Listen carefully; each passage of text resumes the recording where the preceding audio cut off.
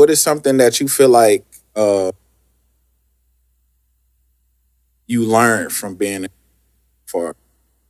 How to be patient with people, and especially with creatives in particular, but just being patient with people and learning how to really focus on getting their vision across versus only my own. Yeah. Because when you hear like a lot of producers talk, in particular, producers and engineers, when you hear them talk, like they really are focused on getting their sound and their style across, but not all of them listen to the artist and like listen to what they're saying. Yeah. You know, especially when I'm working with like people in person or just people who I'm closer with, and just being able to get that feedback in real time.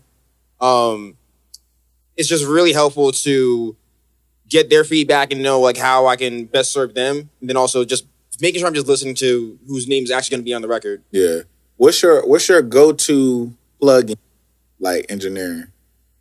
UAD. Whenever I'm tracking, I'm always tracking through the UAD NE 1073 and the LA2A. Yeah.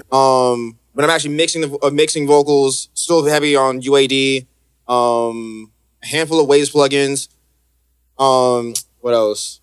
Guitar's Auto-Tune. Yeah. Melodyne, Vocaline, Isotope. You know, shout out to all of them. UAD, Waves, Antares, Melodyne, all of them. But I've been like playing around with the auto tunes, the different ones. The Waves, Real Tune, the what's the other one? The Fat Filter. Not the Fat Filter one. The one is Slate Digital. Slate, yeah. Slate, yeah. That their auto tune.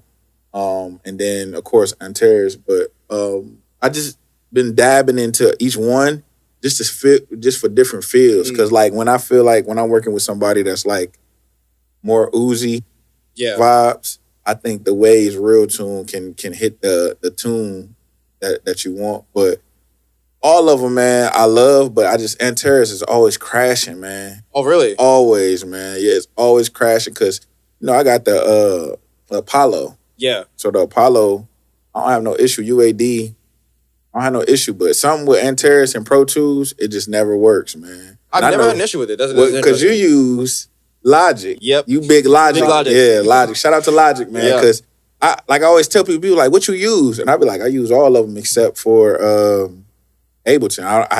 I haven't like dove into Ableton, but I've worked with a couple of my homies that I collab with, like Crazy Fingers. He's heavy on Ableton. You know what I'm saying? So it's like Logic, Pro Tools, FL, Machine. Yep. You know the Machine. Still Machine too. Yeah, Machine too. I'm thinking about upgrading and getting the MK3. Just for the features that you can do when you like away. You can just be mobile with it. And they just came out with like a new update too that's like super dope. I got it, and this is cool. There's features in it that I think they should have been in there for years. The craziest one is that you can finally export MP3s from Machine 3, which is that should have been from the jump. Yeah, like why was that? Why we wait 13 years or so for that's insane. But even the other features they added stem splitting in there, which is cool. But I already have that in Logic. Yep, got that in FL. Yep. Yeah, they Native Instruments is I would say one of the most innovative out of all of Native and Logic, because Logic is like, man, Logic just keep getting better and better and better. But of course, you know, FL is innovative too. But when I say like your plugins, like your stock plugins, man, Logic is unmatched.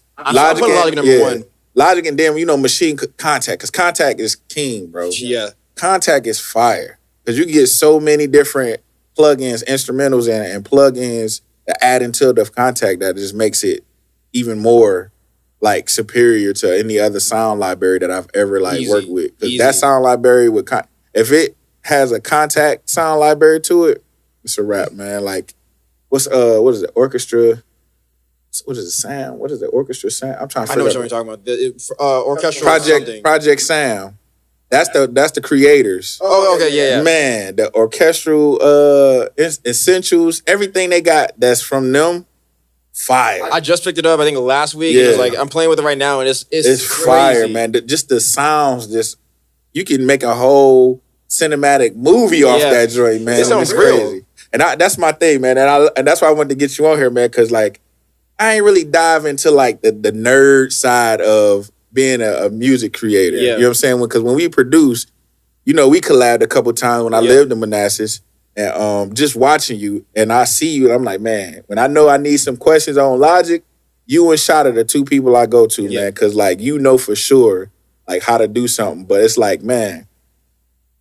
Them plugins. Like, what's your go-to plugins? Go-to? Kontakt, absolutely. Yeah. Especially for anything that just needs to be real, whether it's like pianos or strings or orchestral instruments, Kontakt, without a doubt. Right. Omnisphere, I'm still on Omnisphere. For more electronic stuff, Serum. Okay. Serum just came out with a free update, Serum 2. They just came out with that. So any pop stuff that I'm doing, like Serum's my go-to. Serum's fire too. I like Serum because you can really... You got to know what you're doing in Serum because it looks crazy when you open it up, but you got to like Serum got some gems in there too. I'm just a preset guy. Like I'm not sound design at all. I know how to do like the attack, delay, not delay, decay, release or whatever, sustain. Other than that, like ask me to design a sound from scratch. I'm not. I've been trying to, man, but my boy Crazy Finger, he's nasty with sound design, and Ableton, he be doing some crazy stuff. He had sent me some packs. Shout out to Crazy Fingers. He had sent me some packs. I've done 2 beat packs. Like I've made like my own like drums and stuff, snares and things of that nature. I got like what I got over there. I got some shakers over there. I got a few instruments that I made from scratch, just recording my own and or just banging on the desk or something like that. But man, it's hard. It's hard, but when you dive into it, man, it's not that bad. That's one of the things where like I want to get into it one day. Yeah. My main priority for skills I want to build up is just more like musicality. Mm-hmm. So like I want to get better at playing piano, better at playing guitar. Yeah. That for me is my priority over sound design, just because like sound design is good to know, but I can pick up a preset, like a preset pack. Piano or guitar, I can hire like a session player if I need it, but like I want feeling though. You want to get that right feeling. Yeah. And that's how I am too, man. I told myself this year, for my birthday, I'm gonna go get myself piano lesson. You know what I mean? Because I want to know how to play the piano. Once I learn the piano, I feel like learning the guitar is gonna be easier. You know what I mean? Learning how to play the guitar. I got a pocket trumpet over there in that case, because I always wanted to be a trumpet player growing up. You know what I mean? But I was a drummer. But yeah, man, I'm trying to get like focused on the musicality too. Yeah. Like, you know what I'm saying? Because it's most, to me, if you can create your own like soundtrack, like to me that's like the most firest thing you can do, the dopest you can do. Because then now, like you said, you still create. Like I thought I was gonna stop making instrumentals, but I was like, why? Yeah, because if you love it, then like why stop it? Yeah, and then it's like you can make something. Like I made that Michael Jackson joint in 2017. Like, and I was like, I like it, but I can do so much better with it. Like, let me resample what I sampled. Or let me just go back and resample that same where you are from Michael Jackson in the Jackson 5. And then just fine tune it to what I feel like it is now. But that was like me on my like jazzy fade-ish. Because I got so many inspirations from producers, you know what I mean? It's like, I always try to sound like somebody or try to mimic somebody, but I still focused on like me just creating my own sound. So with that being said, who's your top 5 producers?